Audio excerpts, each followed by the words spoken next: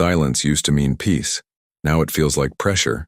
You sit in your room surrounded by people online, yet something inside you whispers, "I don't belong anywhere."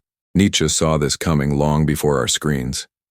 He warned that when comfort becomes religion, individuality dies. He called it the herd, people who no longer think, they just follow. He wrote, "The individual has always had to struggle to keep from being overwhelmed by the tribe. We chase belonging, but the more we fit in, the less of us remains. We scroll for meaning, post for validation, chase attention, and still feel empty." Nietzsche said the cure isn't more people, it's solitude. But solitude isn't hiding, it's becoming. It's not the loneliness of weakness, it's the silence of growth.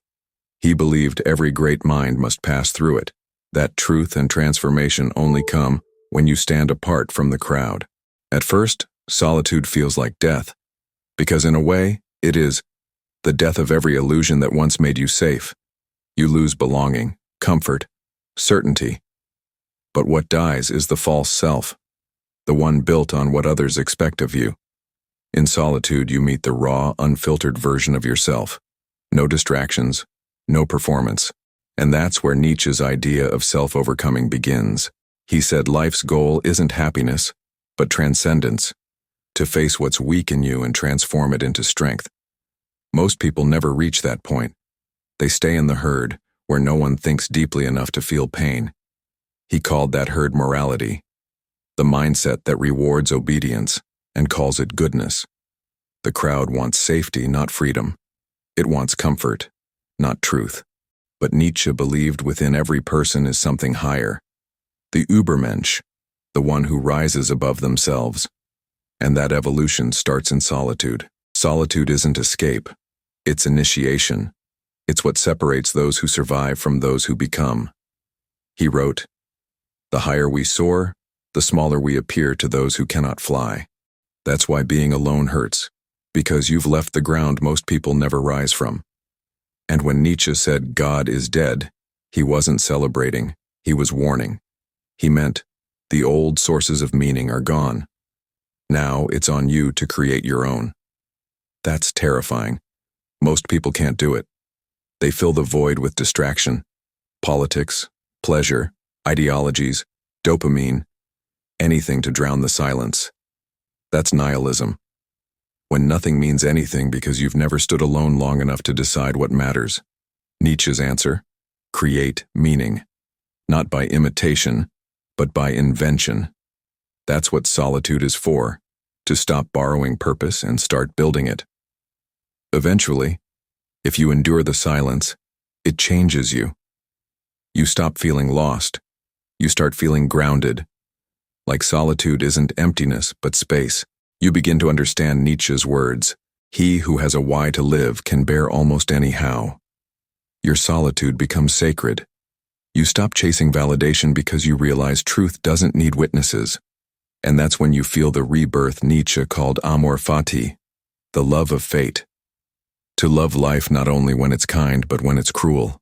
He said, "My formula for greatness in a human being is amor fati, to want nothing to be different. Not forward, not backward, not in all eternity."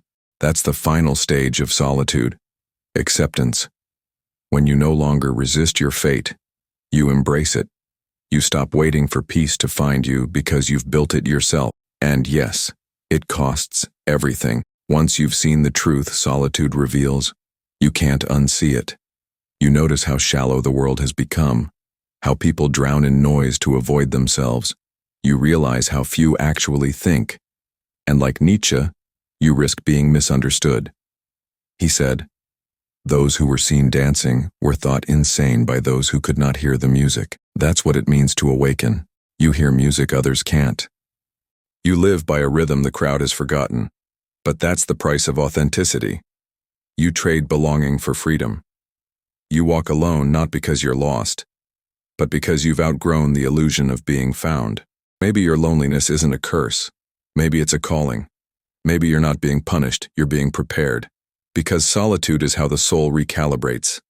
Every thinker, every creator, every truth seeker walks this same path, through silence, confusion, and rebirth.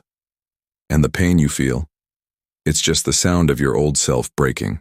Nietzsche wrote, "What does not kill me makes me stronger." That strength isn't built in comfort. It's forged in nights when you think you've lost everything and still choose to keep going. Because when you come out of solitude, you don't just return stronger, you return different.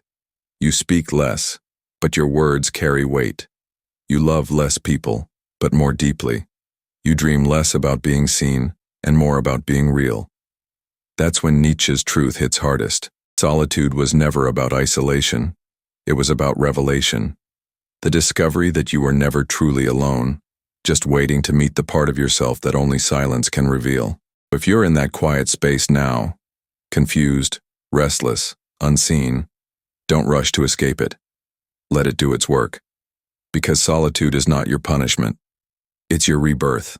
And once you've walked through that fire and lived to tell the story, you'll never fear being alone again.